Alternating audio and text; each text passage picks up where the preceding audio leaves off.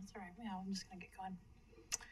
All right. Well, it's now 5:30. Welcome, everyone. We have Director Wong is going to be joining us virtually today.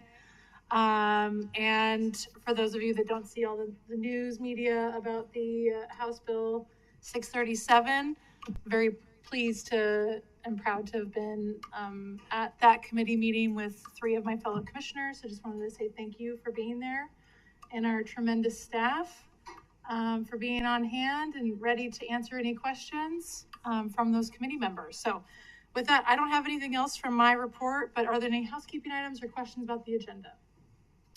Of course, we'll be continuing to work and watch that legislation. So hopefully it won't be the last update from us on this. So, okay, Director.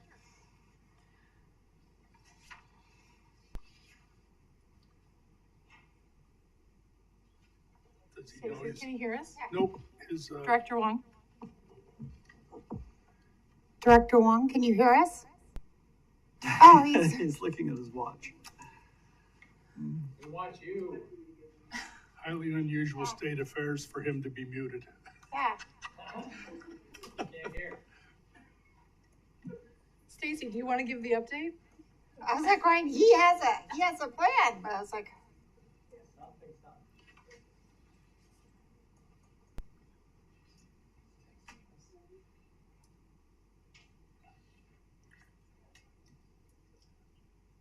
he's always trying to text me. You can be embarrassed or what?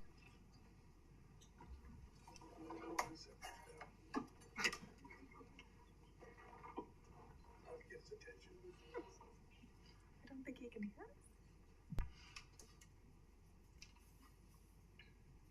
I think, but didn't he have? How about now? Okay, There you are. go. All right, Director Wong. Oh, I hear an echo. If that's me, I'm trying to fix that right now.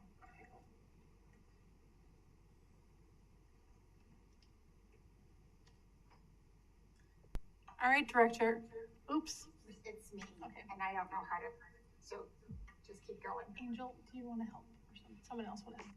Stacy, figure that out. Hold on a second, Director. I pledge allegiance. Get a chorus going.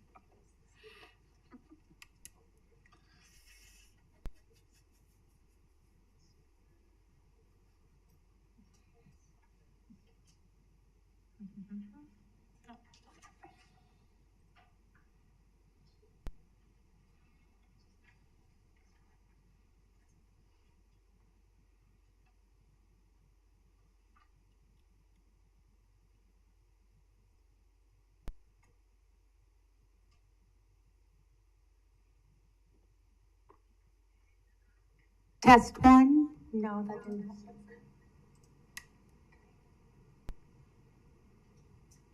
Stacy, I can hear you fine. Yes, I'm getting double feedback in the auditorium. Aha. There we go. Thank you. Okay. All right. Director Wong, over to you. Okay, thank you, Commissioners. Madam President, Commissioners, good afternoon. I am speaking to you from a classified location and such. And for today's director's report, what I'd like to do is basically turn it over to Diane Bevins. As you recall, Commission made a request on understanding the current costs in today's environment for electricians, those sort of things, and the staff has done the homework. Diane is here to share our insights with you. Hello, President Pickering, Commissioners, Diane Bevins, Manager of Capital Projects. There we go.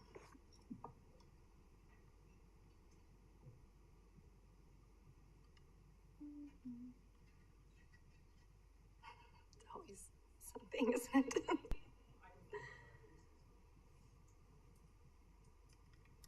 Okay, it wasn't on. There we go. Okay. So, as Director Wong said, I'm here to talk to you about our electrical and signal costs that we've seen an increase, and talk more, just bring it up a level to talk about market and economic conditions. It's a very short presentation, so we looked at our bid average costs from 2019. We wanted to get pre-COVID through our current bids. And so these three items we looked at: signalized intersections, PHBs, and RRFBs. And those three things, they're required to have electricians by state statute for those items. So we did look at the bid averages, so it is so some things did come in higher and lower, but we're historically, for cost estimating, we look at the average. And on the right-hand side of that, you can see that we're in different categories, we're up 80 to 180%. So we've seen a significant increase in these costs. So what's included in those bid items are the installation costs, which is all the labor, and some of the materials. ACHD does supply a big portion of those materials. They're listed on that third bullet point. So just know that the costs we're seeing don't include those items. Those items are procured by ACHD in a separate bid. And we do that annually. So that's what we're seeing on the increase in costs, and why we think this is happening when we would talk about the market and economic conditions. So there's our construction group did some research, talked to our two largest electrical contractors in the Treasure Valley, and there are about 3,000 licensed electricians in the valley. But right now we have 4 very large competing projects that are active. Those 4 projects alone are requiring about 1,800 electricians. And because of this demand, I listed some items here. They are willing to pay for that demand, right? So they're increasing wages in the range of $20 to $30 an hour. They're paying overtime, incentives, per diem. Even they're trying to bring people from out of state, so they're paying even additional compensation for out of state employees. Madam President? Commissioner Goldthorpe. Diane, I have electricians working at my house once in a while. Could you give me a list of ones that'll work for $30 an hour? There's a plus in front of that, $20 to $30 an hour. So it's their normal rate. They're adding on $20 to $30 an hour. Yeah. So. Madam President? Yes. Sorry. Commissioner McKinney. Thank you. Diane, I'm just curious, the really big projects right now that are drawing so many of the electricians, can you give us an example or two? What are those projects? So it's Micron. They have a huge expansion. The Meta data center south of town, St. Luke's downtown expansion, and the HP campus expansion are the 4. Okay. And are any of those, where do they stand? Are they likely to keep going for several years at this level? Commissioner McKinney, I don't know all the details, but I'm familiar with some of these projects that are just getting started. And okay. I'm not sure their duration, but I think it's safe to say that we're at the beginning of this demand, not the end of it. And I want to point out that the private sector being able to pay these increased hourly rates, that means that electricians working for government agencies, including ACHD, they'll be able to beat those wages. So it could affect us and our licensed electricians that we have on staff as well. But part of how we're adjusting that I want to leave you with is I think we're going to continue to see high costs because these projects are going to be active for at least the next year or so. So what we will do is, as we get into FY25-26 budgets in the next few months and the integrated 5-year work plan, we will be updating all those costs. So at least we have more accurate costs in the budget, and we're not feeling the pinch so much, at bid award time. So, and that's all I had. If you have any questions. Thanks, Diane. I think that this type of presentation is really helpful for us and other related topics so that we can see the bigger picture and how it impacts our work. So, Commissioners, any other questions? No, Commissioner Hanson? Madam President, I just want to thank you, Diane, very much. We had a presentation at Compass on how that one of the key ways in which once development patterns already determine congestion, what congestion is going to be like, the key thing we can do is manage it through signalization and synchronized signals. So we can't like not put in signals where the growth has been happening. So we have to do that in order to move motor vehicles. And now we're doing it in a very, very competitive market. Yeah, thank you. Thanks, Dan. Madam President, if I could just follow up on a couple points. As you well know, ACHD has been instrumental in planning and discussion options with both the MEDIC construction and the Micron expansion. We do keep tabs for that. And as Diane indicated, we're looking at years of continued pull to those two major projects for all the electricians here in the valley. So this is something that the commission and the Ada County Highway District will be living with for some time right now. Thanks, Director. Is that all? Yes, ma'am. That completes my director's report. Glad to be with you virtually. Thank you. All right, well, Madam President? Commissioner McKinney? Yes, I do have some questions regarding one item on the agenda, if we have a moment. Sure. Item number 4 on the consent agenda. I just wanted to ask, get some clarification. This item is for a one-time connection fee to the Boise City sewer system. There was a mention in the report that we do pay monthly fees, no indication that I could see, and so I was just curious. We're paying this one-time connection fee. Am I correct in assuming that our monthly fee is not really going to change? It's not affected. Whatever we're paying now is similar to what we'll be paying in the future on a monthly basis, or is there any change in that? Madam President, Commissioner McKinney, I can't see if the staff is giving the thumbs up or thumb down, but you are absolutely correct.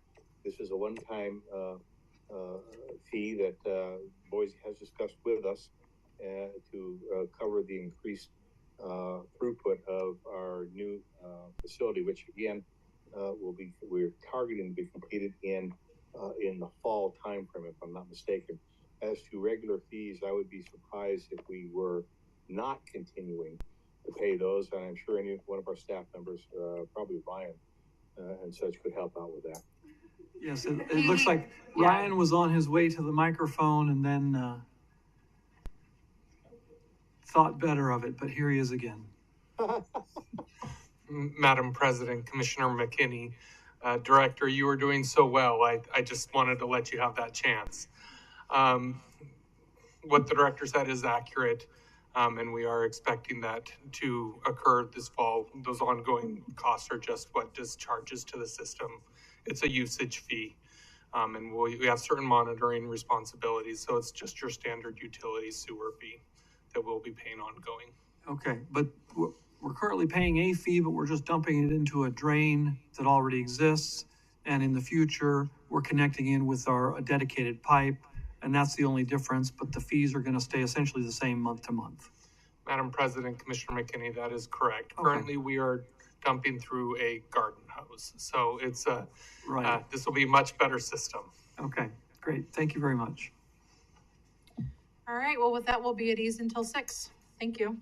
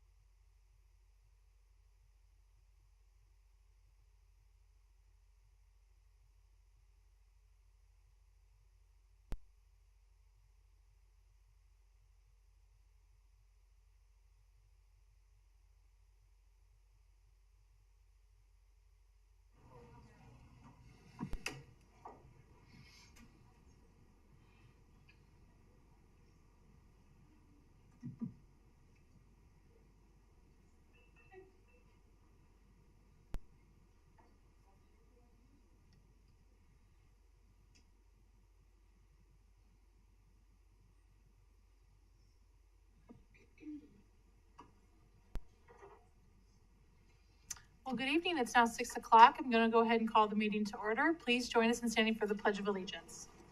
I pledge allegiance to the flag of the United States of America and to the republic for which it stands, one nation, under God, indivisible, with liberty and justice for all. Thank you. Is there a motion To accept to accept the agenda? Excuse me. Yes, so moved. Second. So moved and seconded. Any discussion? All those in favor say aye. Aye. Aye. Any opposed? Motion carries. Thank you. All right. Items on the consent agenda are considered routine and acted by one motion. There will be no separate discussion on these items unless a commissioner or citizen so requests, in which case the item will be removed from the consent agenda and placed on the regular agenda. All consent agenda items are commission action items unless otherwise noted. I don't think we have any requests to move anything off the consent agenda. Is there a motion to approve the consent agenda? Chair, I would move to approve the consent agenda. Second. It's been moved and seconded. Any discussion? Aye. All those in favor say aye. Aye. Any opposed? I'm way ahead of schedule. Motion carries. All right. Moving on to our regular agenda, we do not have any regular agenda items. So that goes into public communications. Maite or Maya, would you like to? Welcome. Just state your, oh, do you have a? Oh, I'm sorry. Oh, no, you're okay. No, come on up. Yes. Can I? There's a few photos on Yeah. here.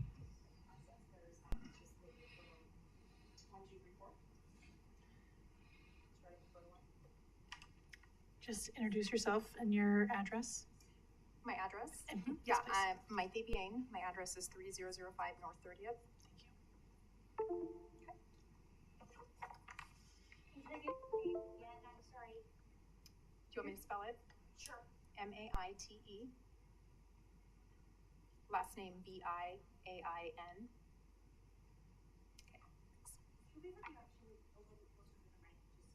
Sure. Yeah, thank you, Mike. Okay. So I'm here to speak this evening on behalf of Jaden Zorowski, my nephew. Jaden was hit and killed on 16th Street by the driver of a semi-truck.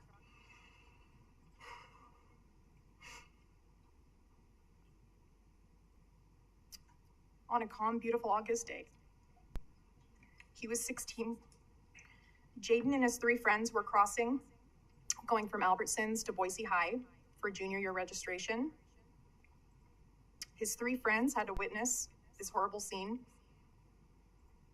Jaden's death has forever altered the lives of those who love him. We've just passed 6 months since this happened. Jaden was truly a kind, thoughtful, compassionate person, and his life was taken for no good reason. In the days immediately following his death,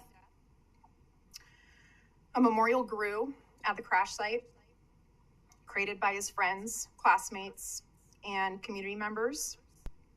It was an organic outpouring of love for him.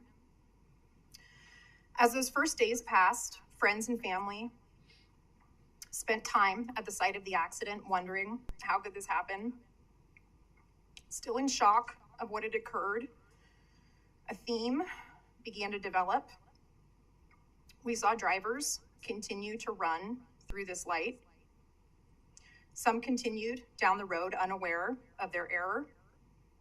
Others noticed their error too late and skidded through the pedestrian crossing, coming to a stop in the middle of the intersection. It became apparent that this is more than just bad behavior. There was some bad design. I'm here today because I want it on public record that we're asking for more improvements on this street and on the larger 15th and 16th Street corridor. Very rapidly after the accident, ACHD came out and made improvements and changes to North 16th. Changes that should be a baseline for road design in a growing area. Although there were many great changes, especially the addition of the dedicated bike lane and some narrowing of the street, I feel that the changes haven't gone far enough and still would not have prevented the accident that took Jaden's life. On that day, Jaden began crossing the street on a pedestrian signal. He crossed in front of one car, but could not see as a pedestrian that in the far lane, a semi-truck was coming at full speed. I've heard the term that the stoplight is a gold standard for pedestrian safety, but that stoplight and the pedestrian crossing gave a false sense of safety and security that proved fatal for him. Drivers do not anticipate the North 16th and Washington stoplight. This light is placed very closely to the State Street light, just slightly further down the road. Instead of noticing the light in front of them, many drivers unwittingly look at the further State Street light. This is a widely used pedestrian intersection. Boise High School students heavily use this intersection before and after school and during lunches. There's a senior housing complex, and many community members walk, bike, and skateboard through here to the YMCA. I feel that it's only a matter of time until another tragic accident occurs here. The design of this intersection and the street, along with the 3 vehicle exits from the Albertsons parking lot, are, to my understanding, something that was grandfathered in and would never meet current design standards. Along with still wider than needed roads, this is an unsafe corridor that encourages speeding and bad behavior to the absolute detriment of the pedestrian. And as we know, Jaden's is not the only death on 16th Street. I was really hopeful when watching the Boise ACHD joint meeting last week to hear the updates on 15th and 16th, and what really sounded like a recognition of a problem. What is absolutely heartbreaking is that I believe that some of the safety concerns have been known on these streets. Jaden crossed a street on August 3rd that held more hidden and dangerous safety factors than are apparent. What I heard from the ACHD Boise City meeting is that ultimately a total redesign with pedestrians in mind is what is needed on these streets. As a citizen, I totally agree, but I know that a total redesign will not happen quickly. I'd love to see this prioritized in the 5-year plan, but in addition, I'm asking you tonight to make any and all temporary changes to calm traffic and increase pedestrian safety until those long-term changes can be made. In the short term, there could be many options, such as traffic calming tools, like curb extensions. In the long term, consider utilizing permanent curb extensions, such as those used on 12th and Bannock. In the short term, implement temporary curb extensions to further narrow the corridor in the field division for the drivers, which can really have an impact on reducing speeds. These could be placed at all of the intersections along 15th and 16th that have parking, or where parking is prohibited, but that there is room.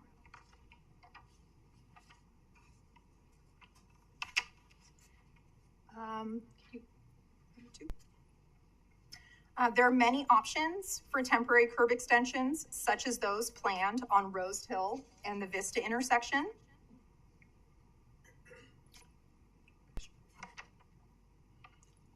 Or hardline delineators, or rubber curbs.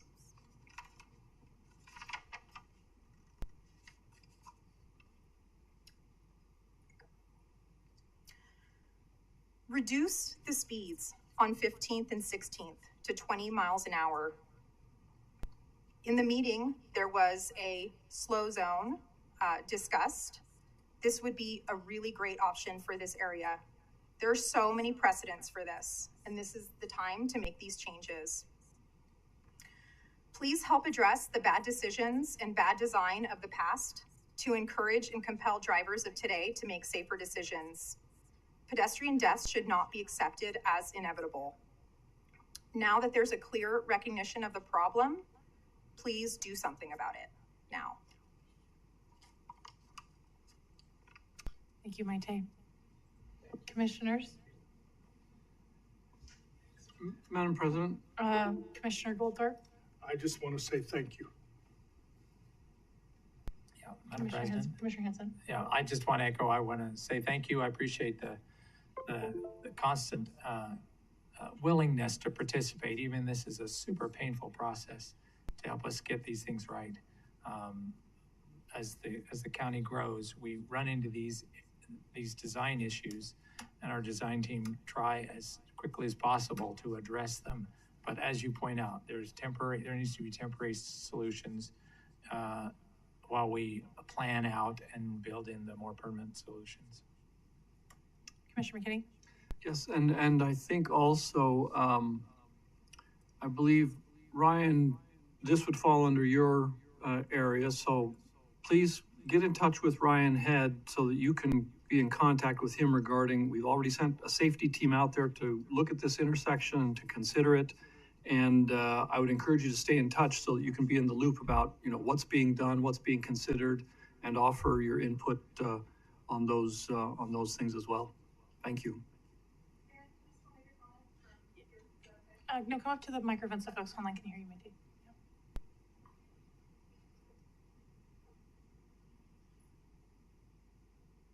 So many concerns on that street in general, as I just detailed. One of the biggest concerns is that light. That is a weird light. It's a problem. It is a real problem. Is there data or information about studies on that light particularly, and how many people do run that light? Mm-hmm. Has that been studied yet? Ryan, if it has, Ryan will know. So he's the man to talk to. And Maite, so we can't take any definitive action during public comment, but we will continue, and thank you, and Amaya, thank you. We will continue to do this and work together on this. Have you met Ryan and Justin, our team at all? Okay, so this will be a good, hopefully you guys can touch base with them and you can share all of the data that we have been collecting offline too. So we'll foster that right now. Okay, thank you. Is there anyone else that would like to share some comment on today? Okay, well with that, meeting is adjourned. We do have a post-commission agenda with our first work session being a presentation from the city of Kuna. It's the Meridian Road extension. Doug, are you here? Okay, thanks. Welcome, Doug.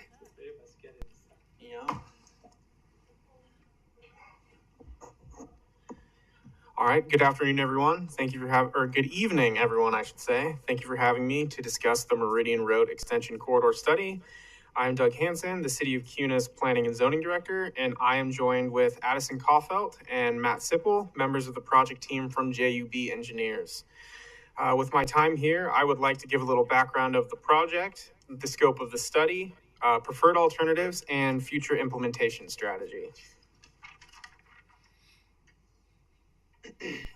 So the community's long-held interest in a Meridian Road extension that crosses over the Union Pacific Railroad tracks in Indian Creek prompted the initiation of this Meridian Road Extension Corridor study.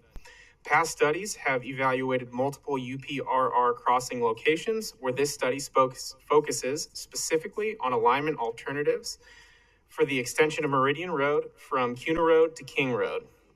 Through a 2-year public outreach process, the Meridian Road extension to King Road rose to the top as the priority location with a potential long-term future extension 1 mile south from King Road to Cunamora Road.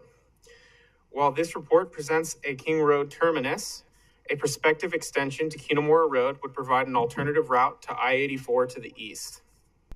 The Meridian Road Extension Corridor should best meet the goals of the Idaho Transportation Department's 2040 Corridor Vision and 2050 update, the State Highway 69 Corridor Study, Ada County Highway District's Master Street Map and Capital Improvement Plan, the Kuna Crossing Feasibility and Implementation Plan, and Compass's Communities in Motion 2050 long-range plan.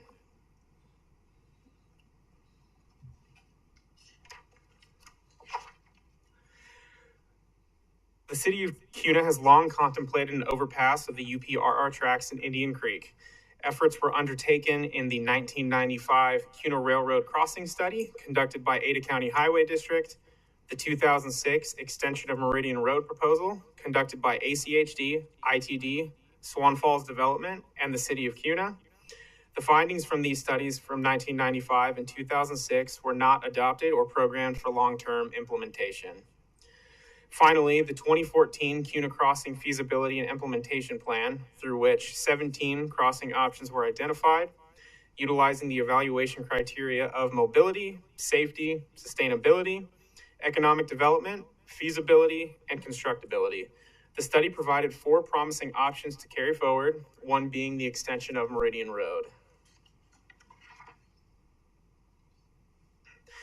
The city went out for RFP in September of 2021 for the Kuna Railroad Overpass Planning and Environmental Linkages Study, or PEL. And through that process have retained JUB Engineering and Kittleson and Associates to help us through the project.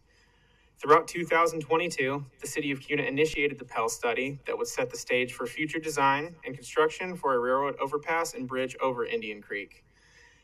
Through initial public outreach efforts, the Meridian Road extension to King rose to the top as the priority location for the overpass and creek crossing. City staff and JUB engineers spent significant time going through revisions of the purpose and need statement for the PEL with the Federal Highway Administration. A requirement to move into the next phase of the purpose and need for the PEL with the FHWA being a requirement to move into the next phase of the study, which led to a much longer project completion timeline than initially anticipated.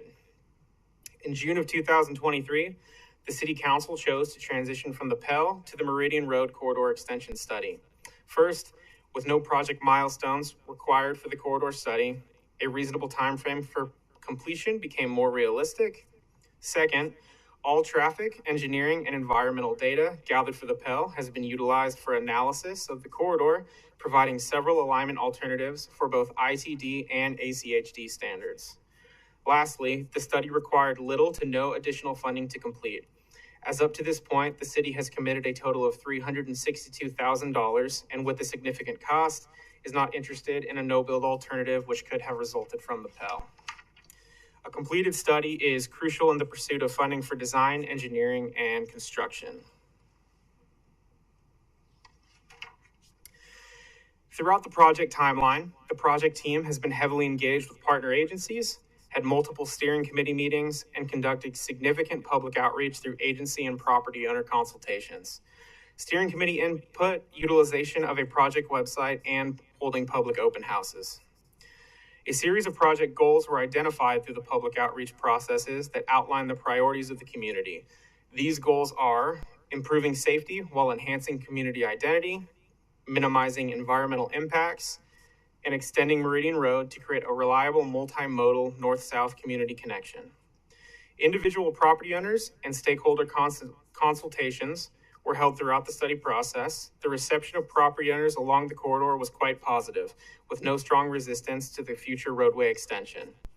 The preliminary online comment map was launched in June 2022 through August of 2022.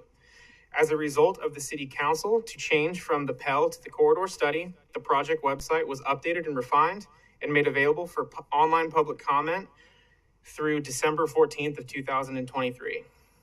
A total of three public open houses were held at Kuna City Hall.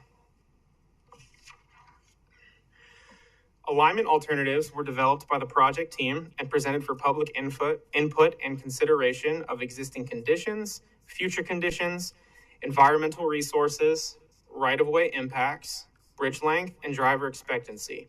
Both alternatives include the following components: reconfiguration of Meridian Road and Kuna Road from a stop-controlled T intersection or curve to a new signalized 4-leg intersection, a 2-lane roundabout at the Meridian Road and King Road intersection, 4-lane 186 to 188-foot bridge over Indian Creek, and a 4-lane 230-foot to 255-foot railroad bridge over the UPRR tracks, and 5-lane roadway extension with 2 through lanes in each direction, a 2-way left turn lane or flush median, depending on access control requirements from the roadway jurisdiction, and a 10-foot multi-use pathway on the west side of the proposed alignments. The multi-use path would be maintained across both proposed bridges and would include a physical separation from traffic by landscape area or bridge rail. Alternative 1 has the highest driver expectancy, as it has the straightest alignment with very minor curvature. It also requires approximately 12% less right-of-way acquisition than Alternative 2. However, the lack of curvature in Alternative 1's alignment results in a more skewed crossing over the Union Pacific Railroad tracks. Alternative 1 skewed crossing over the tracks results in an 11% longer bridge than Alternative 2. The preliminary planning level cost estimates range from approximately $60 million to $68 million for design, right-of-way acquisition, and construction. When shared to the public, each alternative was shown at the stricter of the 2 standards between ACHD and ITD and at its maximum build-out potential. The horizontal and vertical geometries, as well as the lane configurations for each concept, were designed in accordance with the AASHTO policies for geometric design of highways and streets, the ITD traffic manual, and the manual for uniform traffic control devices. A series of environmental resources were analyzed along the proposed overpass location. The resources analyzed included all resources required for clearance through the NEPA process and ITD for federally funded transportation projects. Traffic operations were looked at in 2 different ways: intersection operations and regional traffic patterns. A typical level of service analysis was completed for the existing and proposed intersections. However, because we are analyzing a new roadway, comparing intersection operations between today's conditions to the new conditions can be a challenge. To better understand the operations of the alternatives, we looked at how traffic patterns would change. We looked at how drivers would change their routes from the existing railroad crossings to using the new proposed crossing at Meridian Road. In its current configuration, the unsignalized intersection at Kuna Road and Meridian Road has 17 reported crashes between 2019 and August of 2023, including 1 fatality and 2 Type A crashes. A new intersection configuration is proposed for this location as a 4-leg signalized intersection for both alternatives. A signalized intersection will eliminate the curve from Meridian Road to Avalon Street near the existing intersection of Kuna Road. This intersection configuration was determined through the traffic analysis. A signalized intersection at Kuna Road will improve safety, move traffic more efficiently, and reduce the number of crashes or crash severity.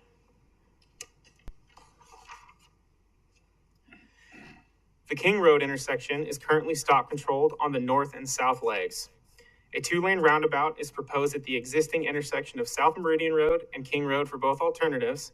If a roundabout is ultimately determined as the preferred intersection layout, maneuverability of large agricultural vehicles, cattle trucks, and freight will be considered during the design process.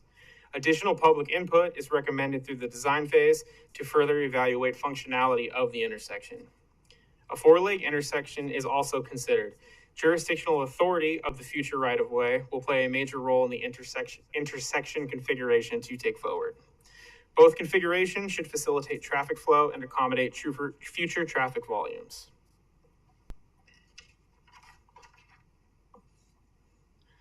Key recommendations to progress the project forward include the following: utilizing the strategic funding plan, which will be provided in the appendix of the final plan and regularly updated.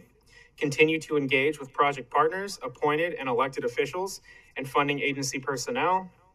Providing ongoing project status updates to the public, project partners, and funding agencies. Determining a preferred alternative during the concept charter phase of design. And further evaluating feasibility of potentially completing the project in up to 3 phases. Phase 1, the realignment and signalization of the Meridian Road and Kuna Road Avalon Street intersection. Phase 2, Meridian Road signalization and extension from Kuna Road, Avalon Street to King Road, including the 2 bridges. And Phase 3, intersection improvements at South Meridian Road and King Road. And finally, continuing to work with ACHD and ITD on jurisdictional determination. With that, I would like to thank our partners at ACHD and for having me here to present to you this evening. Thank you, Mr. Hansen. So is this just more of an informational brief at this point? Yes, at this point. Okay. We are still working on finalizing the plan. We're hoping to take it before our city council, March 19th. So just a question for you Yep. and maybe our staff. So will those two options also come before us, or is that really a determination by the city? So the actual alternative selection will likely come back before you. So we want to take the plan to our city council for adoption. Part of it with Meridian Road is we have a very unique opportunity where that intersection and surrounding area is rapidly redeveloping. So with an adopted plan, we can ensure that we preserve the adequate amount of right-of-way while that area is developing.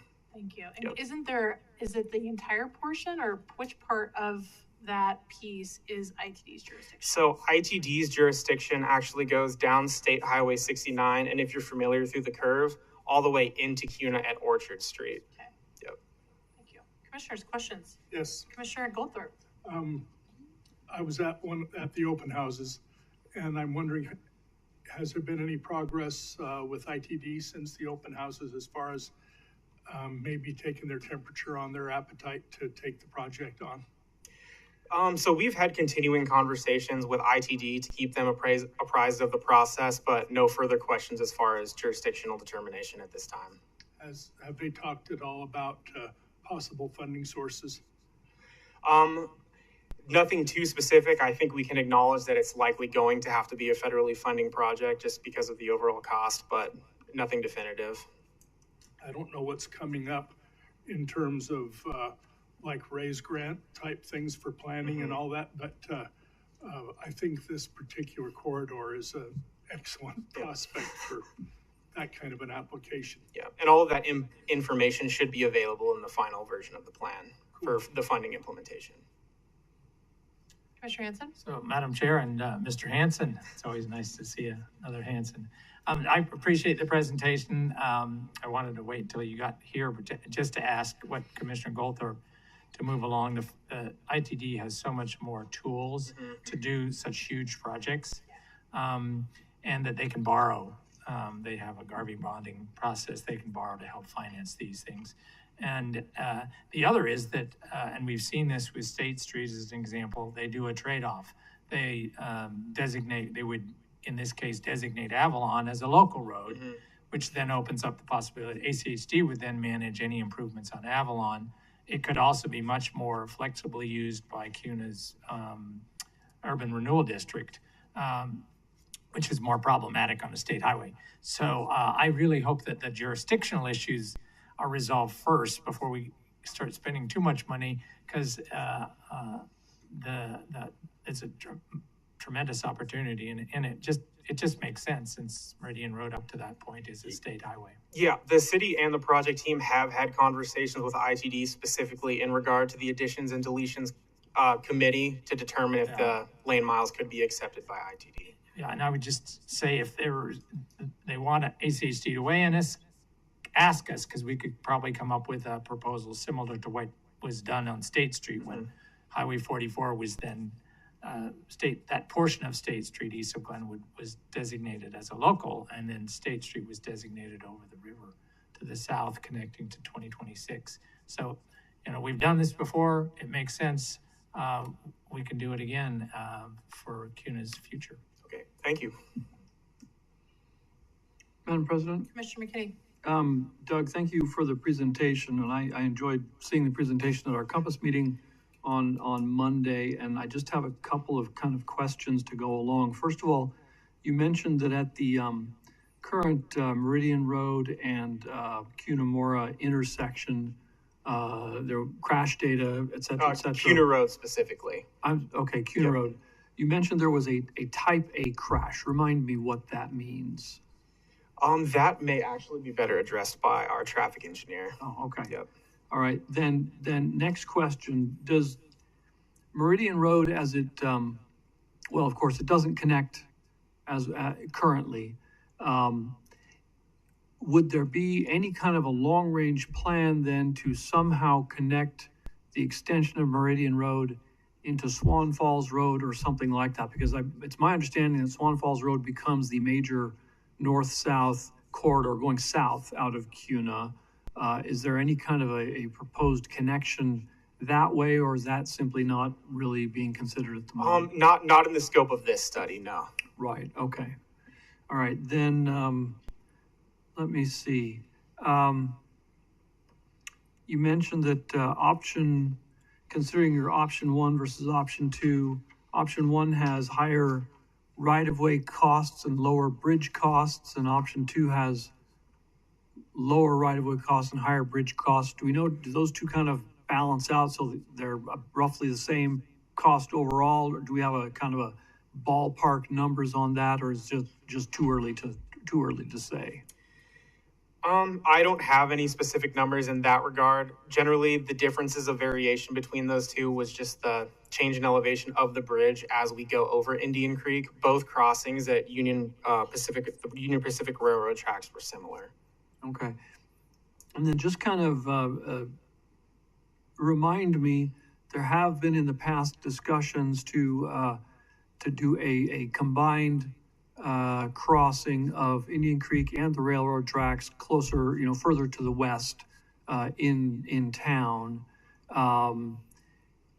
Is the intent that this would completely wipe that off the map of possibility, and this is going to be the Kuna crossing, or is some other crossing closer into town still something that people would like to see? So the city wouldn't want to take any potential overpass locations off the table. At this point in time, the main factors were the public outreach and the public response that we got for the crossing of Meridian Road, the opportunity for State Highway 69 to continue to the south and be able to work specifically with ITD on this overpass location, and to have the least amount of impact on not number of properties, but built properties. Okay, because I guess what you're saying then is that, of course, a crossing that's closer to the center of town has much more impact on developed land as opposed to this correct proposal. Okay. And I do know that, so we have 2 at-grade crossings at Bridge Street and Swan Falls. I know the Swan Falls Bridge needs to be replaced, and I believe ACHD is scoping that in 2024. Okay. Yep. All right. Good. Thank you very much. Thank you. Any other questions? Thank you. Yep.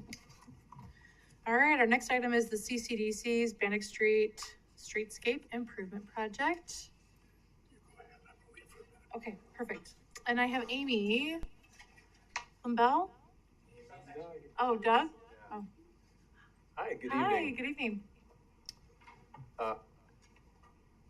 President Pickering, fellow commissioners, thanks for your attention tonight. Appreciate it. Thanks for coming. I'm Doug Woodruff. I serve as the development director at Capital City Development Corporation. We are Boise's redevelopment agency or urban renewal agency, as you all know. With me here, we have Amy Fimble, who's the senior project manager overseeing the Bannock Street Streetscape Improvement Project for us. And thank you, Bree Brush from the City of Boise, Transportation Advisor for the Mayor's Office. So why are we here tonight? It's a great question. We're here to talk about 15th and 16th Street corridor. It's been on your docket in recent weeks, and I was pleased to see the email come out, the construction starting soon on the pedestrian civilized crossings underneath the connector. So really cool to see that those improvements happening, and then coincidentally the public comment tonight too. 15th and 16th Street are important and getting a lot of attention. As you're well aware, ACHD has undertaken a Bannock Street neighborhood concept planning study. I believe you reviewed that in October, and the purpose of that project is to understand how Bannock Street can serve as the east-west corridor connecting the Boise River, the future CWI campus, Whittier Elementary School with downtown and others. CCDC is also doing a streetscape improvement project along that same corridor. So the project scopes overlap, and our focus is between 12th Street and 16th Street. So at the outset, we coordinated with ACHD staff and came up with a plan of how do we go about moving forward with these two projects in a cohesive manner. And it was decided at that time that CCDC should evaluate the 15th and 16th Street intersections as to what sort of enhanced crossing improvements should occur. From there, ACHD and CCDC both engaged with the public and received input. And what we were hearing from the public is that they have concerns and that these two intersections are dangerous and that they would like to see improvements made. And the Bannock Street neighborhood concept represents that in its final form, and enhancing and expanding pedestrian crossing options is one of the 4 key priorities of that project. We're aligned with you in the same way, in that that is what we're aiming to do as well with our improvement projects. So why is this before you tonight? The reason being is that in order for us to make signalized improvements, we, per ACHD policy, adding signals require a warrant. We went ahead and commissioned a licensed traffic engineer to study that and determine if a warrant does in fact exist for these two intersections. What was the conclusion of that is that that no signal of any type is warranted at these two intersections. And so what that means here is that we are bringing it to you tonight to discuss departing from the ACHD policy and are requesting that you approve traffic signals at these two intersections. I'll go into a little bit of the information about why we recognize that this would be an appropriate thing to do. Just to orient you and the viewers of this slide here, the map on the screen is of downtown Boise. The small red symbols indicate where traffic signals currently exist in the downtown environment. The green bar is Bannock Street, our CCDC's project limit, with 16th Street being on the left end of it, 15th Street, the next intersection, and extending to 12th. As you can tell there, that the 15th and 16th Street are in the midst of signalized intersections in all other directions. Because of that, we think that adding traffic signals here will produce a consistent spacing of coordinated signals. This would aid in reducing speeding between the two lights. It could, with proper signal timing, help manage platooning and also minimize, avoid stale green conditions. From CCDC's and the city's view, the downtown grid is a high functioning downtown grid. The work that we've done with you over the past decade in converting one-way corridors to two-way streets has really helped further that, and that the work's not done. And signalizing these two intersections would continue to help solidify this downtown grid street network and functioning in the appropriate way. We've also looked at some of the neighboring intersections, and there's more information that details this in your packet. And there's a lot of comparable traffic volumes that signalize the intersections downtown today. So it's just a point worth noting. Next slide, please. The other point that I want to touch on tonight has to do with land use and just the general context. What you see before you here is a rendering that is found in the Boise's modern zoning code. And this image exemplifies MX5 land use. It's not specific to this project area, other than this project area is now in the MX5 zone. On the left-hand side of the slide, the upper image shows the modern zoning code land use designations, and the lower one shows the old zoning code. This area has recently been changed from C2, which is a 2-story height, to MX5, which is an unlimited height. So what we're looking at here is the state capital's downtown with the highest density of land use possible. And we recognize that signalized crossings best serve that type of intensive land use in this area. Next slide, please. Really appreciate you doing that. I would have given the whole presentation and not even changed the slides. So another important consideration is traffic signals versus pedestrian signals. And there's a few things I think worth discussing. One is the consistency of the downtown grid. It's stop signs and traffic signals downtown. That's what drivers expect to see. It was noted earlier in the public comment how important consistency is in establishing that. The other part of a traffic signal or a pedestrian signal goes back to what we're trying to accomplish with this project, which is prioritizing pedestrians and bicyclists. If a traffic signal is installed instead of a pedestrian signal, it eliminates that burden for the pedestrians or the cyclists to have to call for the signal to stop traffic and get the light for them to cross. An important point of this too is that the traffic signal timing can and should be changed to work better with the surrounding signals. And with the traffic signal here instead of a pedestrian signal and a coordinated timing, this could produce a situation where it's less disruptive for vehicles to travel through this area, whereas a pedestrian signal would either require a very long wait time for the pedestrian to get the light or disrupt traffic flow on this fairly heavily trafficked corridor, the 15th and 16th corridor. Another reason is that CCDC is prepared to fund the capital costs associated with these signals.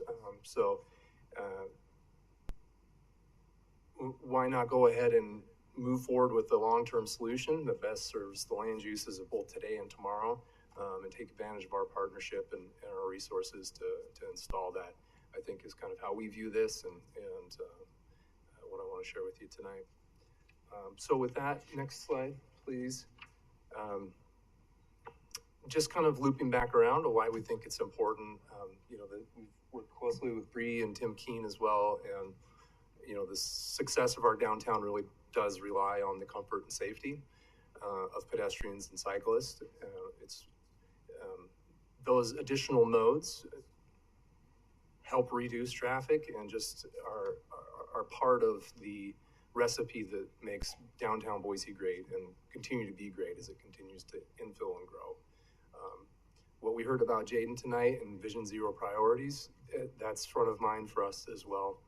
And just going back to the purpose of not only the neighborhood, the Bannock Street concept plan and that project, but ours as well, prioritizing these crossings and signalizing these intersections is how we do it, in our opinion. So we're here before you tonight to discuss this further, and I'll leave off with a request to you asking to depart from the ACHD policy manual and approve traffic signals at these two intersections. And then an additional piece of that is something I spoke to earlier, is the timing of the signals. That requires significant attention and energy from the ACHD staff. It's not something that we can necessarily hire an outside consultant to do. So recognizing that, just asking of that too, that be considered in this action tonight. So with that, happy to discuss this further. Thanks, Doug. Commissioner Goldthorpe? Yeah, I apologize for being gone a little while there. Did you reference anything with regards to the signals on maybe the leading pedestrian indicators for safety purposes? I have not mentioned that in tonight's presentation. Okay. Might be a good thing. Is that something we should consider in the design of these traffic signals? Yeah. Commissioner Hanson? Madam President, then Doug, thank you. This was a great memo that you sent to the staff, and I think it made the staff, they were already on board, I think, to move forward on this. It makes a whole lot of sense. So the staff report attached to our agenda did indicate they support this. I think it probably makes sense because there's probably signals on Jefferson Street that don't meet warrants, but they're there. And that this is a dense downtown area, and the whole warrants analysis probably doesn't quite fit when you're dealing with a lot of high density a lot of high density pedestrian movements and so forth. You and Amy missed probably the most important argument for this, which was our presentation earlier by Diane about the cost of electricians and the cost of us installing signals. And so the opportunity for you to come in and say, we'll pay for it. It's like, you had me at we'll pay for it. Because the cost of electricians, which we're competing for, is something that's significant. So I think it just makes a whole lot of sense. And I really appreciate this analysis. And of course, we then manage those signals and then synchronize them so that at different times of day, they operate differently in order to move traffic in and out of town. And so we know how to do that. Commissioner McKinney? Thank you. Yes, Doug, just a couple of questions. Thank you for your presentation. In my past, I was a highway engineer, traffic engineer, and so on, and I've done signal warrant analyses before. And I am aware that when you do it and you go through all the factors that are involved, you can come up with a situation where something is not warranted, but it's a close call. In other cases where it's not warranted and it's not close at all. Do you know, where were we in that respect? When the signal warrant analysis was done, was this a close call, or was this something where it was pretty clear that the standard criteria for determining whether to put in a signal just wasn't met? Within the warrant signal analysis, I think that there's 9 different types of warrants that you could elect for. We were close on pedestrian counts, but not there yet. It's sort of like no one's going to cross a bridge if it doesn't exist, right? So we think that there's sort of the build that that they will come mentality on the pedestrian warrant signal. The other warrant that comes to mind is the coordinated signals warrant, and that particular warrant references, I think, 1,000-foot separation between signalized intersections. The downtown Boise grid is a 285-foot spacing, and so it makes it difficult to meet that. I think it goes back to Commissioner Hansen's point that oftentimes this older downtown street grid that really isn't a modern type of transportation system that we're seeing be implemented, that some of the standards in the MUTC don't recognize that. And so that's another area where I think that some of the metrics within the MUTCD standards are missing the context of this downtown block pattern. Okay. What can you tell us about the accident history of these intersections? Where do they stand? What's kind of the accident levels here? Yeah. Amy, do you have that information here? Between 2018 and 2022, there was 5 accidents total on 15th Street intersection, and then on 16th Street there was 6 accidents, crashes. Not accidents, crashes. Okay.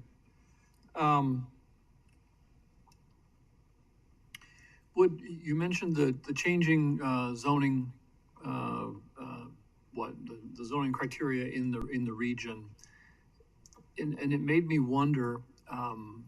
The zoning has been, I guess, increased in allowing higher density in this area, but the higher density hasn't yet happened.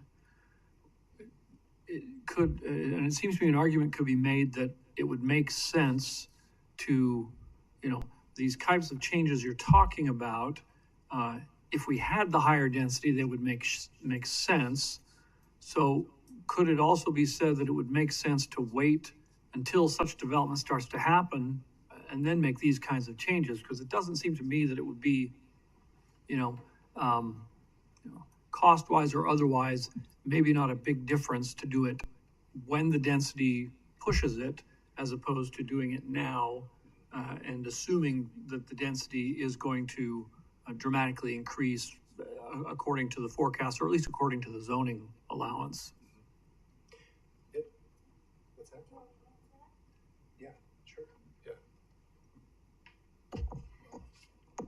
President Pickering, Commissioner McKinney, I guess to answer that question most directly, the benefit we have in this time frame is the urban renewal district that exists, but I would also share that when we have our city council reviewing maybe larger scale subdivisions or really dense developments, and they're looking at the surrounding street infrastructure, they're saying, okay, the infrastructure does not exist to support this development. So can we, in good conscience, approve this development when we know this doesn't have the infrastructure to support it? Addressing this now, when we know the parcels nearby are vacant or about to turn over and redevelop, eliminates that question. When they're reviewing, they can see, okay, we have the infrastructure to support this. We feel comfortable that our street network can support this, and we don't have to wait 3 to 5 years for it to go through design, right-of-way acquisition, funding, construction. Okay. Although at the same time, couldn't it also be that a new project goes to planning and zoning and wants to get approved, and the city says, yes, if you can get these changes in the infrastructure made to support it, because that happens frequently as well, right? That's equally as likely. Okay, just final question then, and this isn't so much a question as a comment. It strikes me that, you know, part of what we're talking about here is traffic calming, and because that's kind of the concern that exists here. And one of the challenges, and this is kind of just food for thought, I think, because I don't have a clear, you know, conclusion one way or another. But when it comes to traffic calming, stop signs and stoplights are generally not considered, you know, the things to use for traffic calming. You know, they have a different purpose, and in any case, that's kind of the quandary here that I look at when I look at a request like this. Going back to the very beginning, my question about the signal warrant analysis, I'm also aware that, of course, one of the modes of signal warrant analysis is the political warrant, and that is simply, can you get elected officials to agree to it? And of course, that's what you're talking about here today. The numbers don't say, yes, we must do it. We as a commission, you know, could say, yeah, okay, we're going to do it anyway. But, you know, I hesitate in a situation like that simply because, you know, my preference is to, you know, go with the numbers, go with the things that we can objectively look at and so on. Doesn't mean it won't happen, but that's kind of where I come from, because I like to make sure that things kind of really fit. In any case, like I say, that's just kind of a comment, but we appreciate you being here tonight. Yeah. To the first half of your comment, I agree that it's a yes, and that we recognize that a signal is important here, and holdouts and other intersection reconfiguration to balance lane widths and other things. There's more to the improvements that we would put in that would help with the traffic calming as well. We didn't get into that minutia tonight to keep to the point of the matter at hand, but I appreciate your comment, and those are other considerations that we're included in our work too. Great, thank you. Commissioner Gold.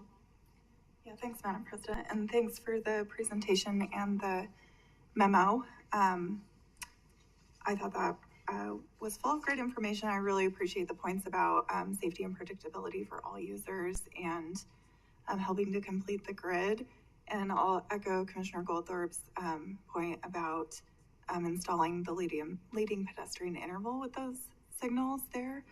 And I do also appreciate your point about aligning, you know, to the current and future land use. So I'm supportive of the request. And I just have one quick question. You know, we as a commission, we've been talking a lot about, you alluded to this, 15th and 16th in general, but also starting the conversation around studying it and whether or not it should be converted from a one-way to a two-way. So would these two signalized intersections be convertible to a two-way configuration? That's a great question, and we can advise or direct the engineering team to design it in that manner, to have future flexibility for conversions. I think that would be really critical. It would be a cost-saving piece. It would be a time-saving piece. just so we have that flexibility, because it's looking like it's a really good candidate for that. Of course, we still need to do a lot more studying, but it would be a missed opportunity if we weren't thinking about that right now. So I'm very supportive of this request. And Commissioner Coulter? I just had one other comment, and I just wanted to address what Bree had to say. Bree, don't you understand that the concept of getting infrastructure in before the development process is just kind of basically unheard of? Okay, enough sarcasm. Thanks. Thanks, you've had your fill today, I guess. Yeah. Yes, Madam thank you, President, Commissioner quick question. Hanson. Which district is this, and when does it expire? What urban renewal district is this? Yeah, great question. CCDC has 6 urban renewal districts currently. This project area is within our West Side district. The sunset is in fiscal year 2026. 26, so we got 2 years to get it done. Thanks. And I will add on that the 15th and 16th Street corridor extends through the West Side district as well as the Shoreline district to the south. And that one has a longer lifespan to 2039, I believe, fiscal year 2039. And that's south of River Street, right? Yeah. Correct. Mm-hmm. Thanks. Well, thank you all for making the time on a Wednesday evening after a long day. So I think next steps, we'll just have this listed as on their consent agenda for next week, right, Stacey? Yes, we'll make sure that we have all the right documentation, but we have your directions, so. Thank you. All right. Thank you Very all good. so much. Thank you so much. All right, and that concludes our agenda. We do have an executive session, so we'll see you all next week. Thank you.